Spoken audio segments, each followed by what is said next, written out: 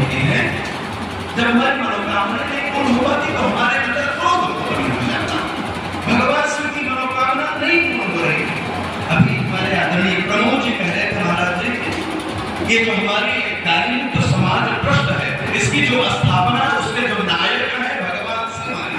तो शिव से हम सीख क्या लेते हैं? कौन सी सीख हमारे पास है?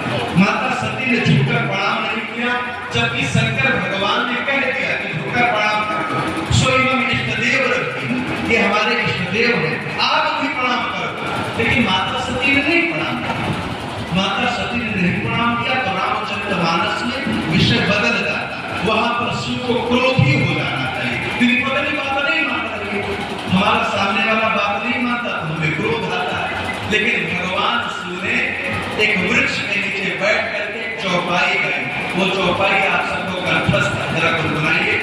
वही आई सोई जो राम राजी राता, ओ कार्य करक बढ़ावा हिसा था। भगवान शिव ने कहा काहे क्रोध करना, वो ये सोचो राम राजी राता, पत्नी बात नहीं मानते तो काहे क्रोध में आना, नहीं क्रोध में आए तो शिव रह गए, लेकिन सती मर गई।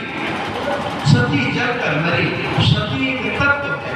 सत्य भी जब क्रोध के संग हो जाता है, जब झूठ के संग हो जाता है, जब पाखंड के संग हो जाता है, तो वह एक दिन जलकर मर जाता है। परंतु जो क्रोध में नहीं आया, जो गाली नहीं दिया, वह संसार में अमर होकर के अमरकंटक बना करके निवास किया। वो भगवान शिव है। हम आपने देखा होगा कि गाली देने का जो दूसरा प्रसंग है, वो भगवान राघवेंद्र सरकार ने धनुष तोड़ दिया है जनक में। अचानक परशुराम का प्रवेश हो जाता। परशुराम ने टूटे हुए धनुष को देखा तो क्रोध में आ गए। क्रोध में आए तो जनक जी को देखकर उन्होंने तेज डांटते हुए कहा, हे जनक, अब जनक धनुष नहीं तोड़ा। क्रोध है। आज की जो गाली है वही गाली है। आज आपने गाली को विभत्स स्वरूप दे दिया है।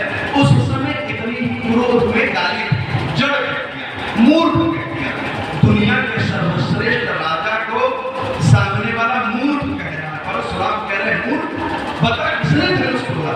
और वहीं पर सामने एक छोटा सा बच्चा आया और हाथ जोड़ करके कह रहा, नाथ सांबोधन भंजानी हारा, वहीं हाय के वो एक दास तुम्हारा। उन्होंने कहा तोड़ने वाला आपका दास होगा। जरा ध्यान से, कर्मों का जो तीसरा विषय है, हमारे पंडित जी ने कहा कि महाराज हम हैं अपनी उपस्थिति दर्ज करा रहा है।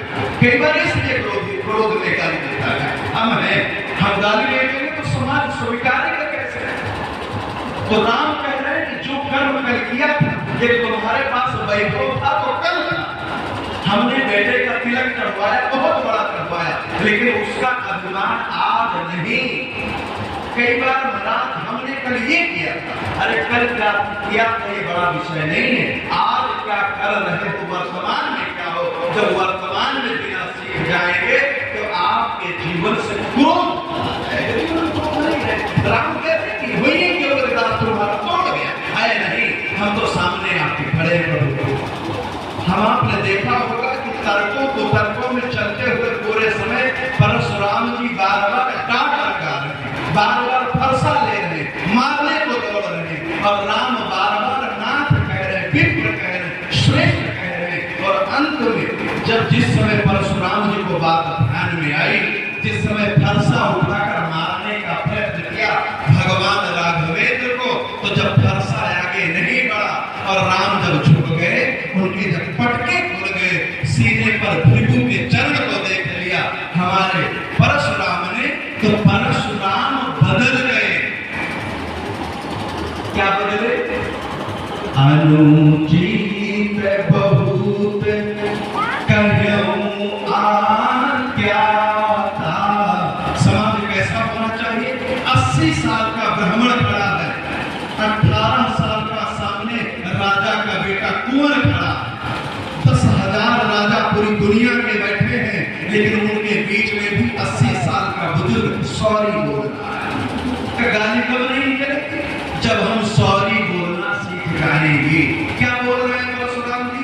परशुराम कह रहे हैं अनुचित बहुत कहबुआ क्या था, क्षमा हो क्षमा मंदिर दो भ्राता। मुझे क्षमा करिए, सॉरी, मुझसे गलती हो गई, मैंने जो अनुचित बोल दिया, जो गाली दे दिया, उसके लिए मैं क्षमा मांगता हूँ।